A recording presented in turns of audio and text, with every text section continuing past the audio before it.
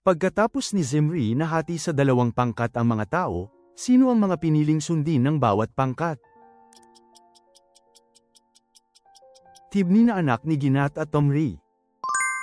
Sino ang asawa ni Haring Ahab ng Israel na kilala sa pagtulak sa pagsamba sa mga Diyos-Diyosan at pag-uusig sa mga propeta ng Panginoon? Jezebel. Ano ang mas mabuting gawin kaysa magdulot ng pagkakasala sa iba, ayon kay Jesus? Atali ang gilingang bato sa leeg at mahulog sa dagat. Bakit hinugasan ni Jesus ang mga paa ng kanyang mga alagad? Ano ang ipinapakita niya sa kanila? Isang halimbawa ng paglilingkod. Sa kaninong bahay inilipat ang kaba ng Diyos dahil sa insidenteng nangyari kay Uzzah? Sa bahay ni Obed-Edom na taga-Gat.